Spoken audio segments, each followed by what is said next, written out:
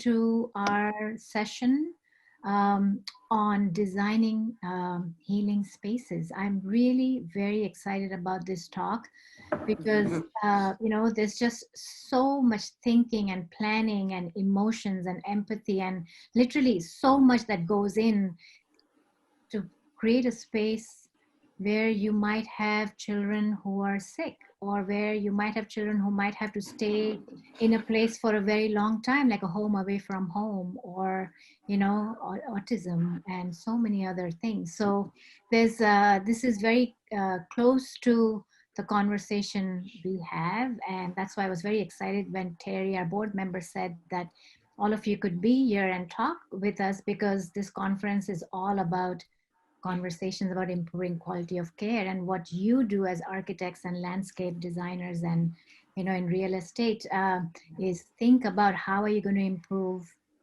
the quality of care by whatever you're designing. So thank you very much for being here.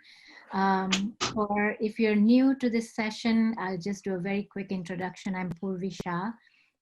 I'm the founder of Kids&Art Foundation, and Kids&Art was founded in 2008 after my son Amey was diagnosed with cancer in 2005. We've been providing art as healing at UCSF Benioff Children's Hospital, as well as Stanford Children's Hospital on a weekly basis. We also have workshops for critical care families, young adults, as well as our bereaved families. Of course, since March of this year, because of COVID, we've moved all our workshops online, and we've been doing this for 25 weeks now. And we've also started a parent support group, as well as our artists who are our program managers also create lessons, which are 2-minute, 5-minute, 10-minute lessons. They're on YouTube, accessible to everyone, but we create them specially so that we can send them to the hospital media resource room, so that the patients who are bedside, or I don't mean bedside, patients who are inpatient, who are staying in the hospital, and because of COVID, they are staying much longer, they're able to use our workshops and create art. Even though we are far away, we can still be there for them. So that's a little about Kids&Art, and of course you can learn more on our website. But I do want to introduce the three amazing panelist people who are going to talk. Marsha Maytum is the founding principal at Lady Maytum Stacy Architects, LMSA, in San Francisco. Winner of the 2017 National AIA Architecture Firm Award. For over 35 years, Marsha has focused her career on community, cultural, and socially responsible projects that promote sustainable design. Her work has included the creation of new buildings, rehabilitation of historical buildings, and adaptive reuse of existing structures.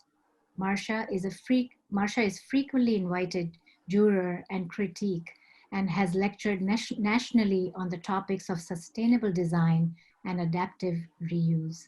She is the 2019 chair of the National AIA Committee on the Environment Advisory Group, and has been the Pietro, I should have asked you how to say this, but I'm just going to say it, the Lushi Visiting Professor at the University of Oregon, the Howard A. Friedman Visiting Professor at the University of California, Berkeley, and a visiting professor at the California College of the Arts. Marsha, welcome. Thank you. It's delightful to be here. Christina Floor, founding principal of Christina Floor, is a second-generation Phoenician who has a vested interest in making Arizona communities more livable by creating meaningful spaces within the public realm. In addition to a career as an urban designer and landscape architect, Kris has a strong understanding of the built form through her collaborative working experience with other design professionals, including architects, artists, and interior designers, to create a cohesive design. This skill has allowed Kris the opportunity to be involved in several projects for over 40-year career, ranging in scale from urban planning to mixed-use development and urban infill. Known for her strategic design approach, Kris is well known for creating meaningful, interpretive spaces that have been recognized nationally for their design. Kris finds that the projects that make a difference in creating livable spaces are the most rewarding to her. Kris, welcome. Thank you. Jim Hyde, Urban Green Advisors at Urban Green. Jim is a strategic real estate advisor and developer focused on the tools and techniques that lead to a more sustainable built environment. His consultancy, Urban Green, advises government agencies, real estate companies, and legacy landowners across the globe. In 2017, Jim founded Craft, a real estate development company focused on incremental development and intentional place building. Jim writes and speaks regularly on sustainable design, resilience, and the value of small-scale incremental development. His forthcoming book, Building Small, a handbook for real estate entrepreneurs, civic leaders, and great communities, will provide a detailed look at what, why, and how green development provides a more economically resilient and socially impactful approach to building and regenerating communities. Jim, welcome. So I know that Jim, you are going to be moderating this session. So I am going to let you take it from here, and I will just be this tiny little screen on the side. So And you'll be advancing our slides. I will be. Okay. Thank you. Terrific. Yeah. Jim, do you want to say anything, or should we just get started with the images? What do you think?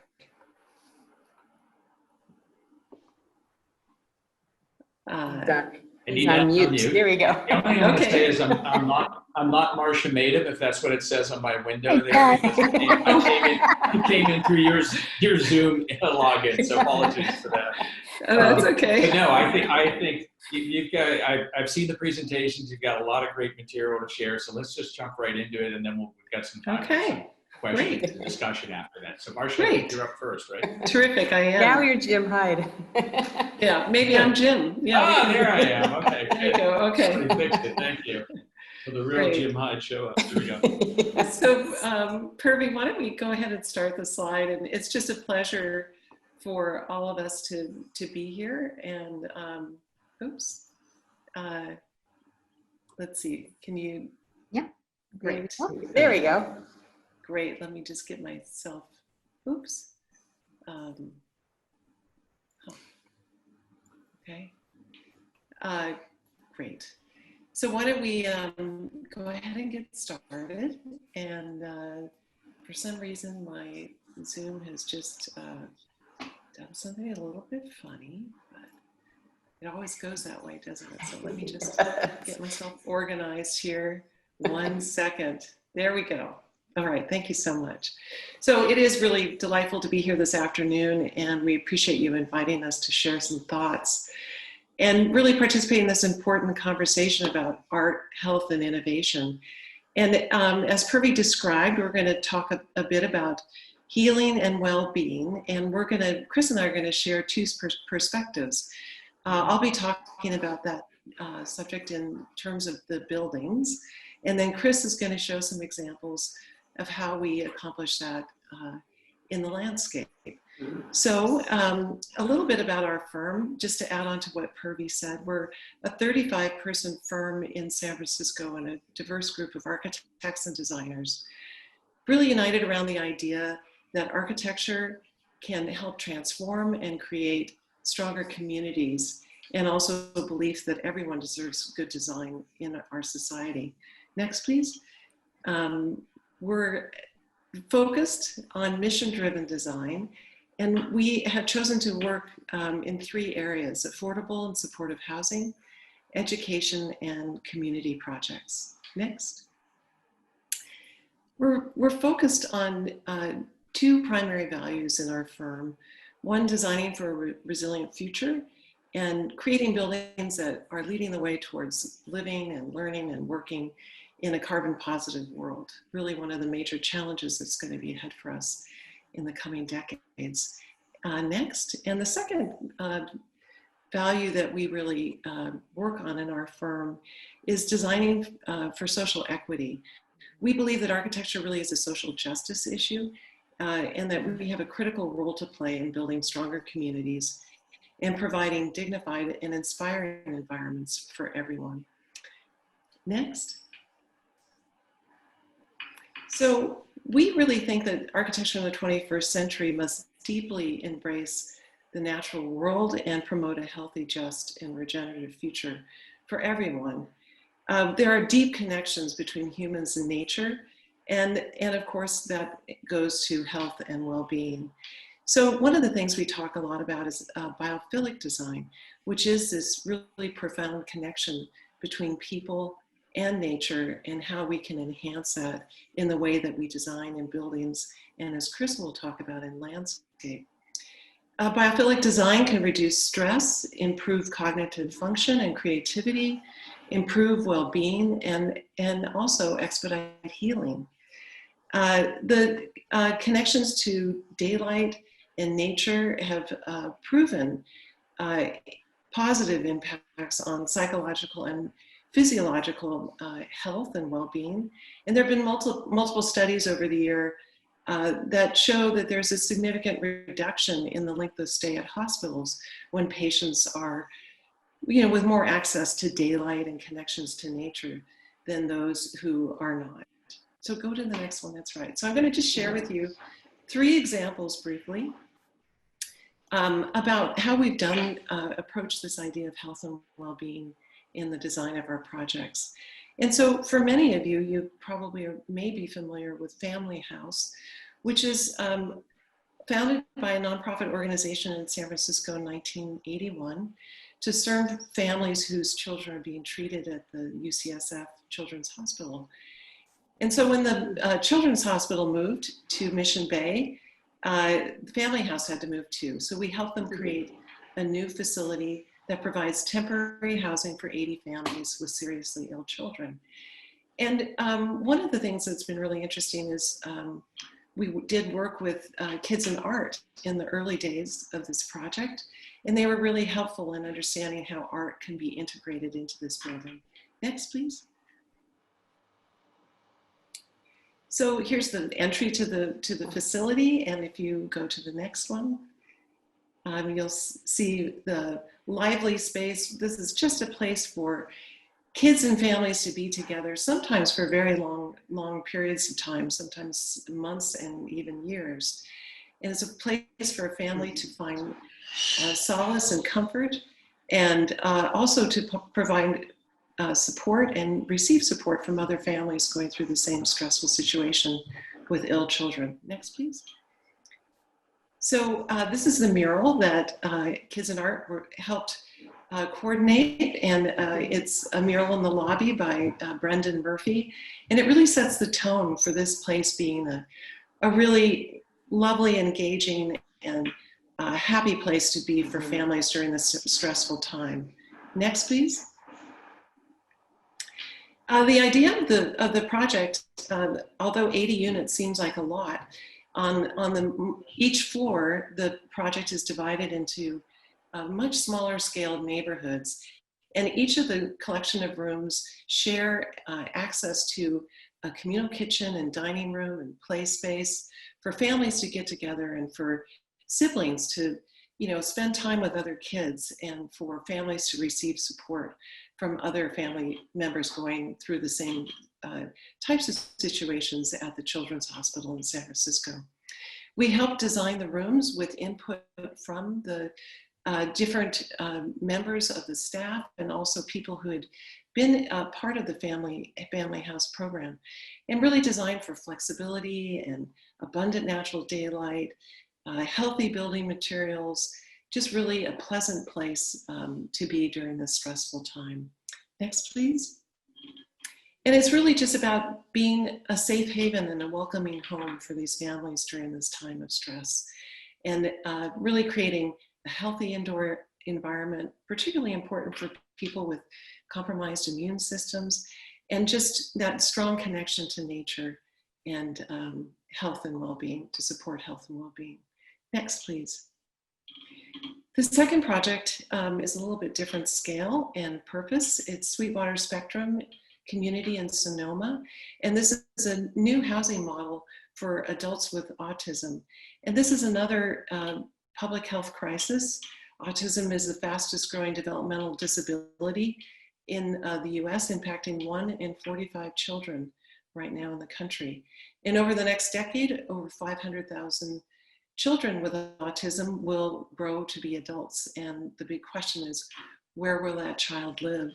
Particularly since most children on the autism spectrum live with their families and with their parents. So when those parents are no longer to care with them, where will the adult have a really great place to live? So this was a new national model for that. And next, please. This is a really interesting opportunity for us to find those connections between sustainable design and, in this case, specific design for individuals on the autism spectrum. And this is also a local utility, a PG&E pilot net zero energy project. So again, it's a great connection between health and well-being and sustainability and environmental stewardship. These are just some of the things we've done on the site with full photovoltaic solar panels, solar hot water, and then just really making a welcoming community for 16 individuals and their caregivers right near downtown Sonoma. Next, please. But it's really about just making a comfortable place for these people to grow and develop and live their lives. Next, please. The design problem for this specific residential group was very interesting, and we worked with the Arizona State University Stardust Center, who've developed this great set of design guidelines for individuals on the autism spectrum. So it was a really interesting challenge about how to deal with both hyper and hypo sensitivities, making sure that our design is calm and nurturing and welcoming, but also that it minimizes patterns and shadows and really provides excellent indoor air quality, a great balance of light so that there are, again, no strong shadows. And next, please. You can get a sense of some of the interior spaces. This is the community space at the heart of the campus. Again, we carefully selected the materials so they were all from good, healthy building materials with no off-gassing because of the chemical sensitivities is often associated with being on the autism spectrum. And you'll notice that there are no ceiling fans, which we often do in this climate, because the patterning and the breeze and also the shadowing and pattern and movement of ceiling fans could be really disruptive. So we came up with a very simple radiant heating and cooling system in the slab so that, again, there's minimal air disturbances and patterning. Next, please. In the inside of the houses, which are shared with 4 residents as well as their caregivers, it's just a very simple, calm environment that each group can change and adapt to how they want their house to be. But you can see there's a beautiful balance of light. The ceiling is an acoustic ceiling made out of reclaimed sustainably let's start that again. Wood from sustainable forest, which provides an acoustic treatment into the space, because acoustics is another really important feature that needs to be really carefully attuned in these spaces. Next, please. But really, it's about being a great place to live, a great place to grow and develop. And the results have been really great. And this model is now being used in other parts of the country. So again, it's an interesting way to connect health and well-being in a new residential model. And finally, the last project I'll share with you. So at a different scale, it's the Ed Roberts campus, which is located in Berkeley, California. And it's a nonprofit center dealing with independent living and disability rights organizations. And although it's a different scale and use, I think there are a lot of similarities. This center is located at the BART station, the Ashby BART station, a transit center in the East Bay. And it houses not only offices for those nonprofits, but also a cafe, a conference center, a daycare center, and a fitness center. Next, please. And this was an interesting design challenge.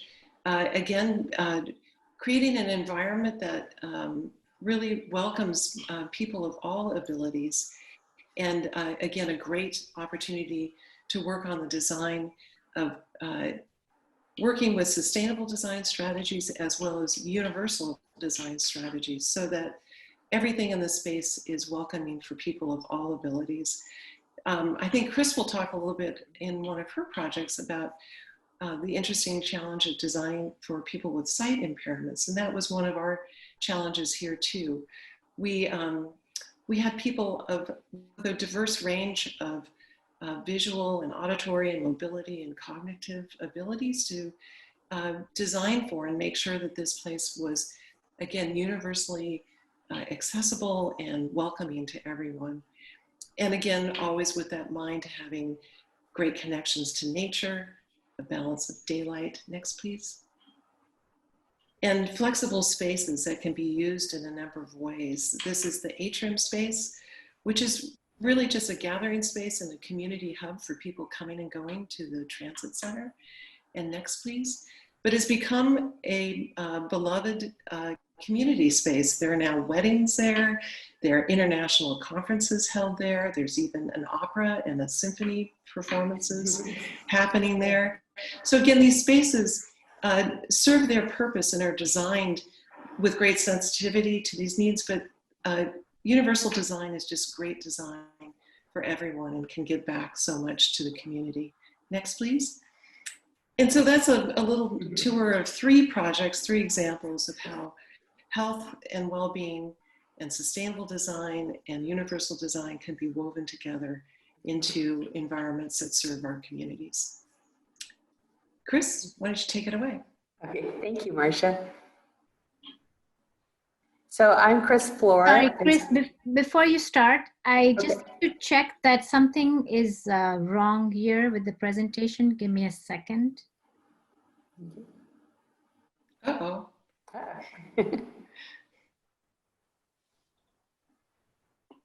Wrong as in it's not broadcasting, or wrong as No, I'm getting texts from people that it's too small.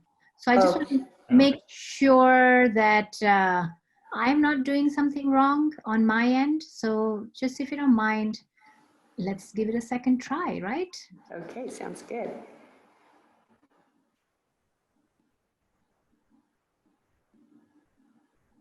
Yeah, I think I'm doing, yeah. So maybe while she's doing that, Marsha, I've got a question for you. Sure. Great. Really impressive body of work. But since this is about art, I was struck by how both the staircase in your family house project and then the ramp in the Ed Roberts was, you know, they were kind of they normally would be fairly utilitarian serving, you know, functions, but you really made them into great art pieces. How did that come about? Well, with intention. You know, in Family House, we have a challenge to connect between the ground level entry and up to that really great garden and courtyard on the 2nd level. And so how do you do that in a way that's really fun and welcoming? So that was our solution, and the kids love it. And in the Ed Roberts campus, this particular group of individuals had been scattered across the East Bay in a variety of different office spaces, and they had never really had that civic presence, really announcing both the inspiring work that they do, but really having a civic place in the community. So that ramp, as you can see, is front and center and fully visible, and it's actually become almost an icon for this organization. And it's just a gracious way for everybody to get upstairs together. And it also is a beautiful shape. And a little fun note, the red panels are made out of recycled milk bottles. Oh, cool. Oh, wow. That's cool. Okay, looks like we're back up, Purvi. We're ready, yes. Okay, good. Okay. Sounds great. So I'm Kris Floor, and as Purvi mentioned, I'm from Phoenix, Arizona, born and raised here. Very different climate than where you guys are in San Francisco, but we still have similar approaches to design as you guys do in the Bay Area. So this happens to be a wall. We like to try and incorporate art and artists in everything we can on projects. This particular wall on this cover slide is actually a donor wall at the Desert Botanical Garden, where we had to solve a problem of screening some heaters and stacked chairs and garbage cans and things like that that were unsightly. We turned it into a positive by creating this stained glass wall that is represents all of the original founders of the Desert Botanical Garden in kind of a fun and colorful way, and provides the screening that we needed for the back-of house area of the garden. It was built, we did the design actually, but we worked with an artist to fabricate it. So next slide, please.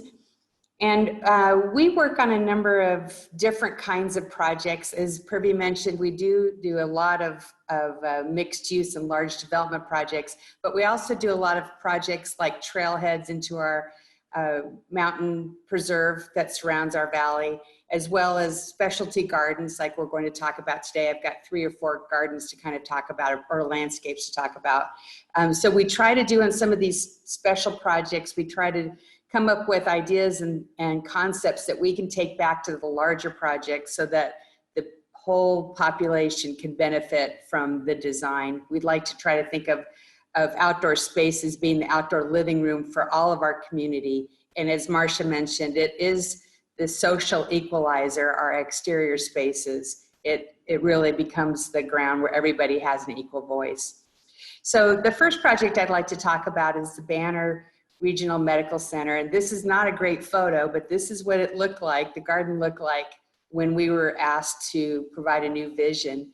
The Banner Regional Medical Center is an urban hospital, and it's a Trauma 5 hospital in our Phoenix area. And so it's a very dense urban infill hospital, not a lot of open space. And this was the only exterior space in the garden where the patients, visitors, and the staff, this was their space to have a sort of a refuge from the day. It's over structure and it's over the pharmacy. So it was not a very nice space to live, to enjoy for sure. And I happened to have had a friend who was in the hospital at the time who was, she had just delivered her twins that were born at 4.5 months. So she spent a lot of time in this hospital, and this was the place that she had to go to kind of get a break during the day. So next slide, please. So since it was over structure, we worked with, as you can see, the previous photo had those big planter rings. Those were located over the columns within the pharmacy, so we had to keep those in place, and that's where we planted trees. But then we sort of did a layering system, terrace system for the planting, so that we could create a seat wall at the lower edge and then start to terrace up so that those tree planters weren't so, the scale of them was a little bit more friendly. And we organized a water feature along the back end of the seat wall so that it kind of represents the river of life from when you're born through all of the different phases we all go through life, and then terminates in kind of a contemplative space for a place for reflection. Next slide. So you can see on the left slide, the left image, you can see kind of how much more planting was incorporated in this space by the fact that we layered this up so that there was some interest in landscape plant materials, but also just in the shapes that the curvilinear forms provided for us to create different spaces for gathering on a small scale to a larger scale, including space for outdoor weddings and gatherings of the like. And then the middle photo is a photo of the contemplation garden with the water features, very reflective, very calming feature. And then the photo on the right is how you would the feeling of one of those little nooks of seating areas that you're immersed in landscape. So even though you're in the center of this very urban hospital, you feel like you're in the native desert of Arizona. We also try to provide a sense of place that we are in Arizona, and we like to convey that and not be a landscape that speaks more of the Midwest.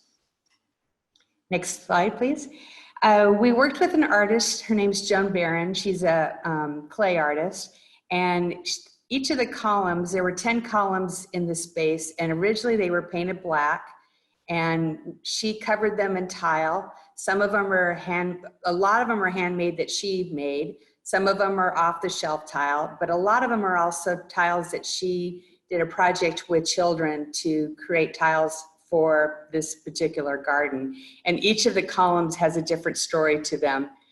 And then as you notice in that left photo, there's kind of a base at the bottom of the columns where it's a flat color like the blue in the first one and the orangish color in the second one. That is a place for donor tiles, as you can see in the lower middle photo, so that each time somebody makes a donation to the hospital or to the garden specifically, or just wants to remember somebody, that it's done in a way that is part of the whole storyline of the garden. And then the water feature obviously is an attraction for kids, as you can see in that lower right. And then we also incorporated, and this garden was done in 1995, and so obviously technology has changed, but at the time we put equipment within the trees that if you left your room as a patient, you were still connected to your monitor in your bedroom, in your room within the hospital, but you could actually go out into the garden and still be monitored. Next slide. And then the next project is the Elsie McCarthy Sensory Garden, and this is the garden we designed for people that are visually impaired. This was a fun project for us because we worked with a client group that was from the Arizona Center for the Blind, so they were primarily visually impaired. And the people that are considered legally blind, about 90% of them still have some sight. So it's, if you were to squint your eyes and kind of look, you see the darks against the lights in terms of color. You see the darks in terms of lights, in terms of shade and shadow, and you see masses of color. You can still read that as you view through your kind of squinted eyes. So we use that as an organization tool, if you will, for the garden. And the second thing we learned with working with the group, our user group, is that most people tend to go to the right when you walk through a space. Most people are right-handed, so you tend to go to the right. So the entry to this garden is towards the upper right hand of this photo. And once you enter, it's a big oval that you can circulate through the garden, and then you come back to the entry. So there's not like a kind of a star shape approach or a satellite approach where there's a center and all different kind of nodes. It's all along a ring, so somebody can safely traverse through the garden space and understand that they'll come back to the entry point. The other thing that we learned was the other four senses of people that are, of all of us, but those that are visually impaired, those are more heightened, such as the sense of smell, taste, sound, and touch. So their senses are heightened, and they rely on those to kind of make up for the lack of sight. So we explored with fragrant plant materials. This photo doesn't convey this, but there's a lot of color in this garden. We have a lot of yellow, masses of yellow, or masses of gray-green plants against dark green plants. And also the path itself is stabilized granite. And so you feel the crunch of the granite underneath your feet as you walk through the space. And each of the nodes that's at the four quadrants, the cardinal points, north, south, east, and west, those are concrete, but the connection path is stabilized granite. And people that are visually impaired, they also tend to shuffle their feet a little bit. They rely on that just to be able to move through space. So the crunch of the decomposed granite was beneficial to them to be able to navigate through the space. And then each of the four cardinal points, we used water from a sound standpoint, and also gives the feeling of oasis, and the sound of water is always cooling and calming. We provided seating, and we played with different forms of concrete in terms of how we arranged it, and different other materials to add interest and sparkle to the garden. So next slide. This is the garden that's on the east, which represents sunrise. And it's a little difficult to see in this particular photo, but there's 2 pilasters, concrete pilasters that have slots in them. And at the summer equinox and winter equinox, the light shines through those at sunrise and highlights the water feature. And then, as you can see here, we have masses of color. We have Palo Verde trees here in Arizona, and during the springtime, they're just completely, it's our version of Washington's cherry tree. We have the Palo Verde tree in Phoenix, and we just get this great yellow color and bright green plants against the gray plants. It really, you can start to read that as a visually impaired person. Next slide. These are some of the other concrete forms. These are actually all of the garden nodes. The top one is the Wisdom Garden. It's on the west side. We used some deck prisms within the wall, and they kind of highlight the western setting sun. They add a little, almost a rainbow onto the concrete paving. We looked at the garden that's on the east is at the upper right. Then we had a contemplation garden on the north, and we used a lot of forms and shapes that you would find within Japanese gardens, if you will. And then the centerpiece is actually, we worked with an artist team, 2 artists, Joan being one of them, the artist that was at the Healing Garden, and another artist. They teamed together and they created this. There's a water feature in the inside of this structure that has the tile. And you can see with that center disc, you're able to put your hand in and feel the water. And each of this piece has 4 sides to it, and each of the sides has a different shape that's carved out of sandstone, and you're able to reach in and touch the water in a safe way.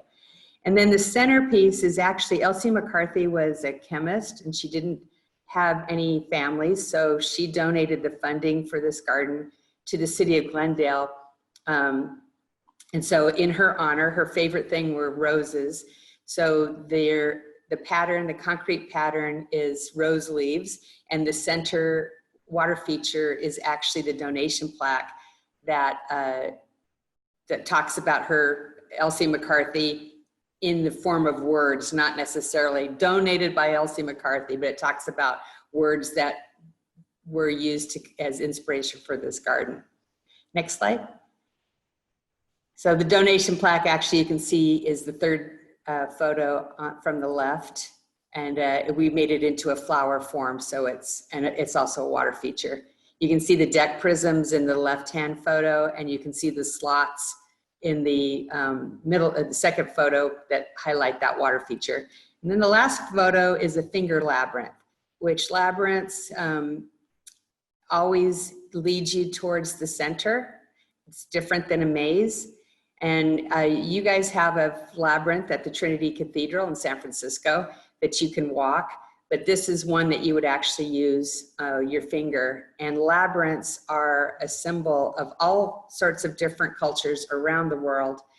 We have the man in the basket in Arizona that is from the Pima Native American community, and it's also a labyrinth. This one, I believe, is from Ireland, but they're all over the world. And it's a way of a form of being able to move through space in a contemplative manner. Next slide. And then lastly, when we were working with our user group, we, normally as landscape architects, we use drawings, and we might bring samples in of materials that we were proposing for a project. But in this case, our user group that was not going to be the best format for them to understand the project. So we had built a model out of clay, sandpaper, nuts and bolts, and all sorts of things to kind of convey the idea. And then we cut branches off of different plant materials, and we brought that to our user group so that they could experience the garden. And the model we built was so successful that they suggested, why don't we do this as the key map or the entry, kind of the entry directory, if you will, to the garden. So this, we took our plan and worked with a local foundry and had it cast in bronze. So when you come to the garden, you can experience it with your fingertips before you enter the space. And one particular person, I had chills up my spine because he said he totally could see the garden. You know, we felt we had success. If we could reach our user group in a meaningful way, we felt that we were successful with that. Next slide.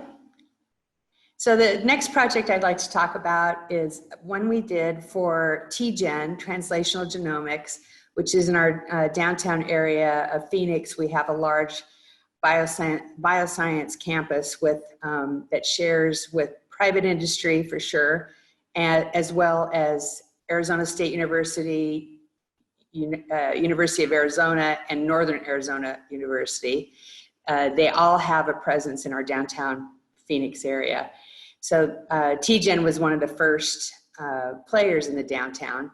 And what they do is study DNA and see why there's a predisposition for things like cancer or diabetes, or, you know, any of those diseases that are genetic. They are trying to do the research to understand why that is the case. And as you guys know, every one of us, plants, animals, we all have DNA, but if you blow the DNA up, it's actually turns into a barcode as conveyed by this graphic. So next slide.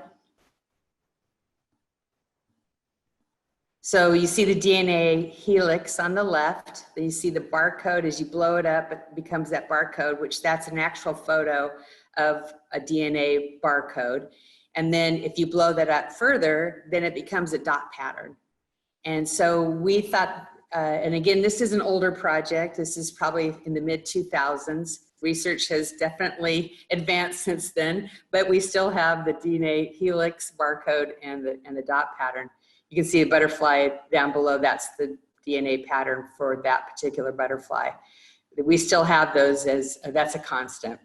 So next slide.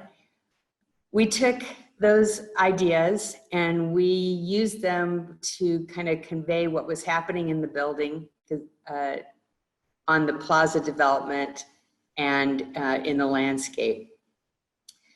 So you can see in the upper left, the DNA pattern, we cast that in concrete using different finishes of concrete to create the pattern.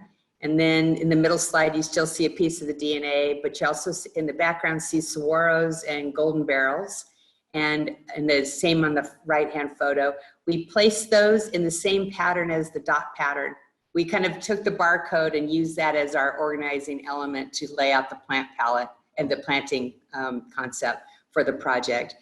And then the bottom photo is a screen for an area that we wanted to provide a visual, we wanted to control the view of an area that was kind of a service area.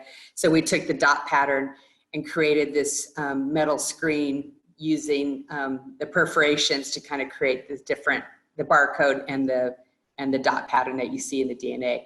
So the purpose was the Tgen building is private. You can only go there if you have an appointment or you work there. It's not a public building, but we wanted to convey to the community that what this building was all about and what was happening in it in a way that would transition over time.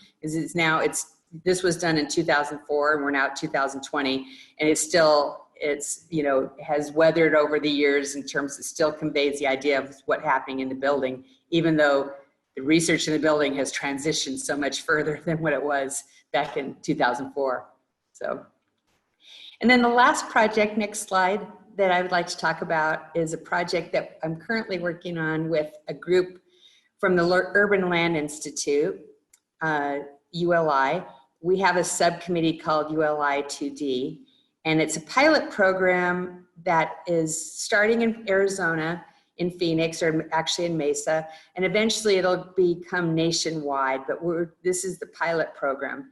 And the idea is we find a neighborhood that is either underserved by the community, by the city, adjacent city in some fashion, or it's surrounded by development and is potentially could lose its character and its connectivity through the fact that it might become developed.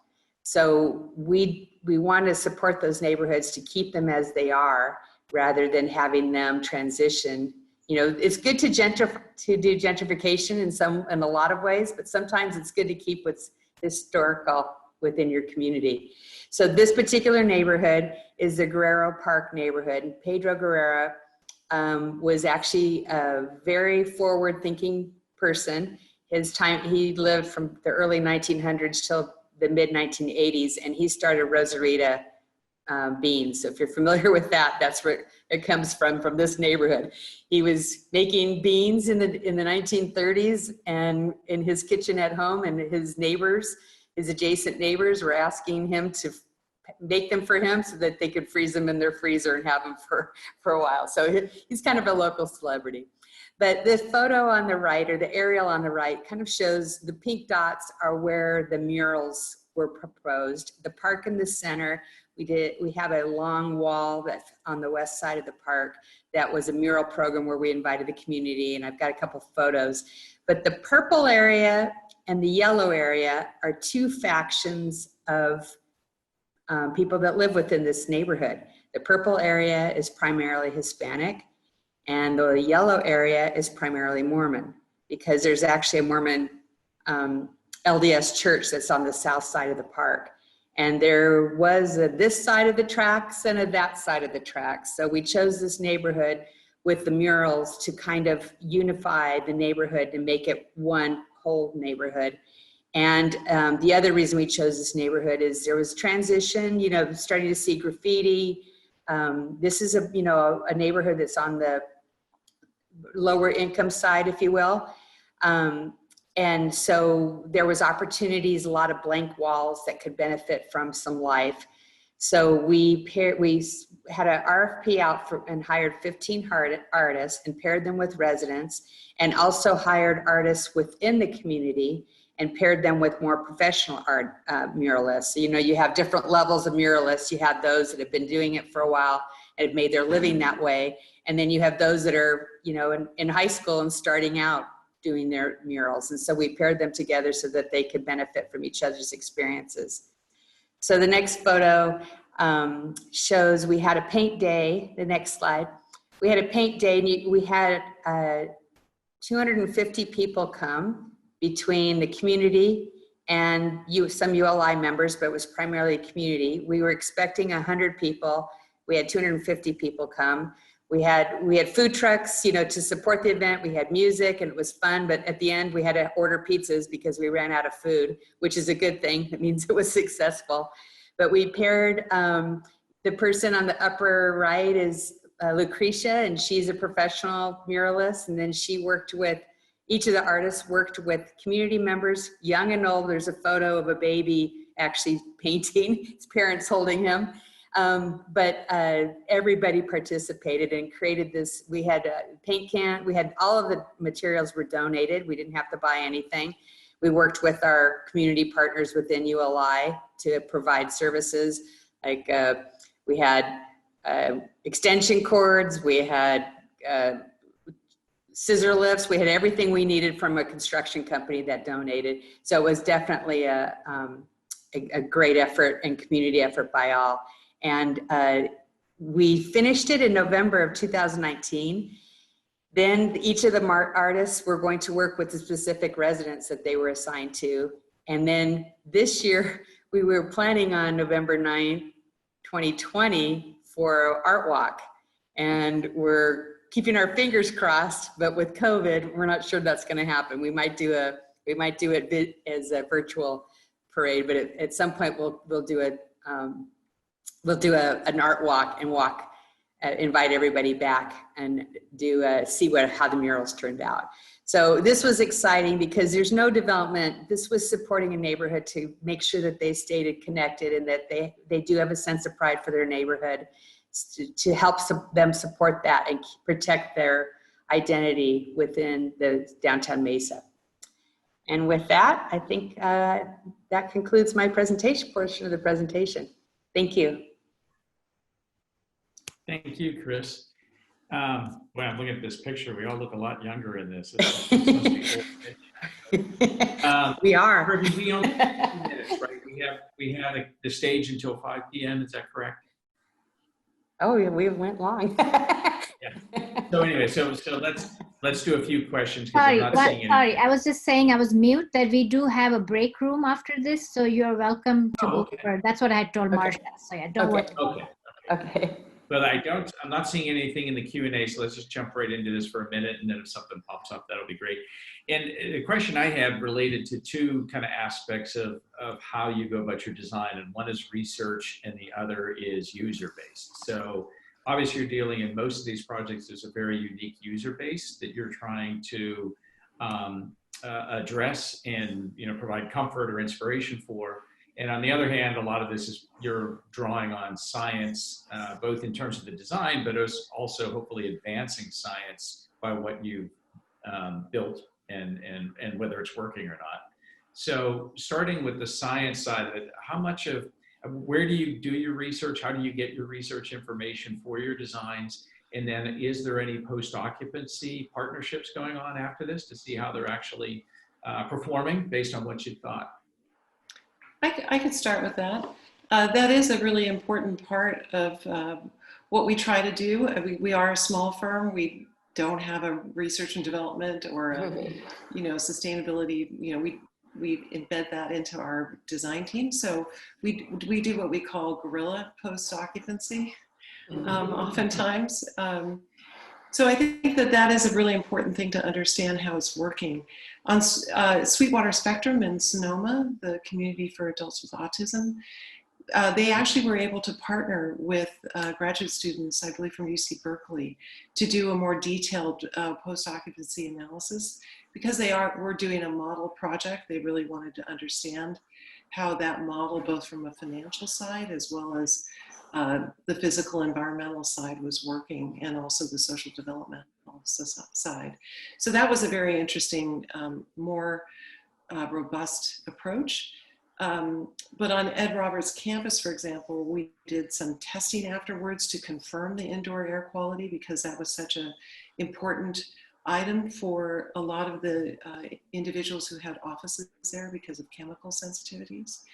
And so those sorts of testing afterwards is really important to confirm what you say you're going to do that you do. And then, of course, to find more of those qualitative components, like how is that daylight working for you? At the Ed Roberts campus, again, because of some of the hearing challenges that some of the people had, the acoustics from a very busy city street, that was a really interesting design challenge. So to go back and just ask, how is that working? Those are important questions. So I think that covers those questions, but we do our research and our follow-up in somewhat of a hands-on approach. Kris, how about you? Well, I would say on the sensory garden, on every project, we are still, even though we are in the desert and we have a plant palette that's very arid, we are still educating those who move to Phoenix about water conservation, yes, and shade, how desert plant materials or regional plant materials can be just as beautiful as the plant materials that came from the Midwest. But are better for the long term in terms of water saving and the health of the plant. Actually, it's always every project we have that discussion about why it's better to continue to work with native plant materials. But on the sensory garden, we did actually have a person on our team that did provide research in addition to our user group. She looked into the different things about how to design for people with that are visually impaired, and we tried to incorporate those strategies within our design. So I would say that that project, and obviously Tgen, we read a lot of medical books to look about the DNA barcode and the exploded dot pattern. So that would be the type of research that we wouldn't do on a normal project.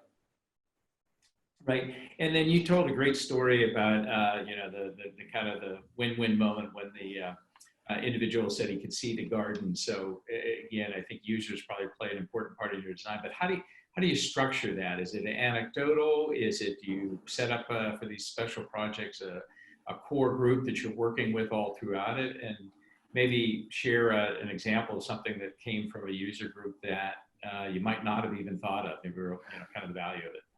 Well, and I think it's always helpful when you're starting a project to find out, identify who are the stakeholders, who are the people that are going to fund the project possibly, who are going to maintain the project, who are going to live with the project on a day-to-day basis, and invite them to the table and hear their thoughts and ideas. You know, we sometimes use photos with dots to kind of convey ideas that we might be thinking about, but we always ask everybody to provide their input, because it needs to be something that everybody can buy into and support. We need to build consensus. So it may not be that every idea gets incorporated, or some people might not like some ideas, but if you have the format for everybody to come to the table and provide their input in a productive manner, then I think you have the commitment to build the project and you have the commitment to maintain the project. And, you know, the maintenance is a big consideration for all projects, because it does take, you know, it's a financial contribution or consideration for projects. So we have to have everybody, make sure that everybody's on board with what the concept is. And if you start at the beginning with that, I think there's more success in the long run. Marsha, how about you? How do you include your user group? Sure, I can just briefly touch on that. You know, we do, as you saw, you know, sort of one-of-a-kind projects, a first-of-a-kind. Yeah. And so there's a lot of initial research, and we take a lot of information in and have we tune our process to each group. But I can share a little bit about the family house, because I think that might be pertinent to a lot of people on the call or on the Zoom today. You know, they were growing in a big way, making this move from a collection of small apartment buildings in a neighborhood in San Francisco to a very, you know, a new facility with 80 units. And so we listened carefully to the staff who had worked there, the families who had taken, you know, part in being and living in that space, and also talking to the care providers, like finding that balance of what could really be terrific to include in this new facility, since it was basically a clean, fresh palette for them to really create it the way they wanted. So it was a pretty intense programming phase, as we call it, and listening, as Kris says, to the different stakeholders, and having groups like Kids&Art be there at the table, thinking about how we can make those community spaces flexible and used for art and music in different ways.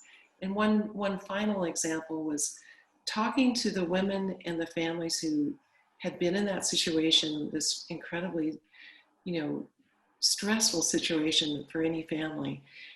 They talked a lot about how there are new mothers with newborns who might be in treatment, and that particularly in some cultures, it was really comforting for two new mothers who are facing this tragedy and stress with their new child, to be in a room together. So that's how we came up with a very flexible room arrangement with 2 sleeping areas with sliding doors and that central space in the middle.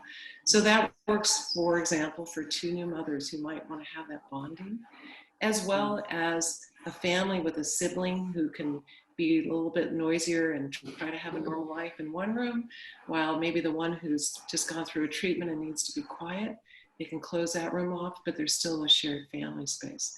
So getting feedback like that is really important and really drove the design of the building. Great.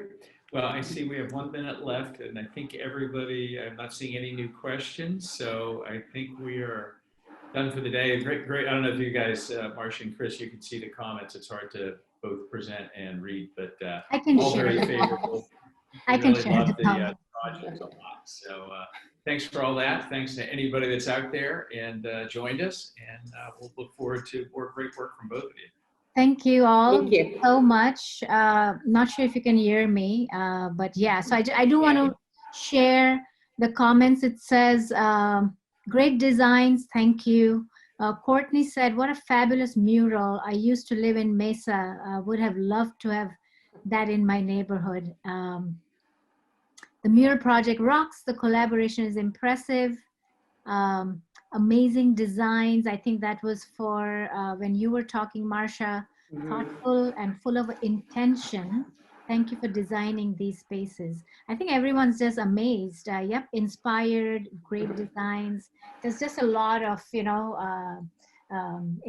inspired audience there, because it is, means everyone over the whole 4 days, we've just been talking about how do you create space for healing and for people to come together, and just seeing this really makes you feel like, yes, there are people that just focus on it and make the world better. So thank you so much. Yeah. Yes. Thank you.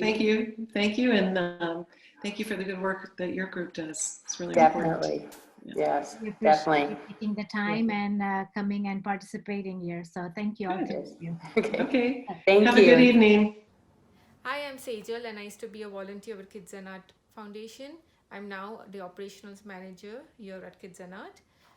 If you'd like a session, please do consider a donation or consider being a sustaining donor and help us with our mission, Art Heals, for all pediatric patients. Thank you.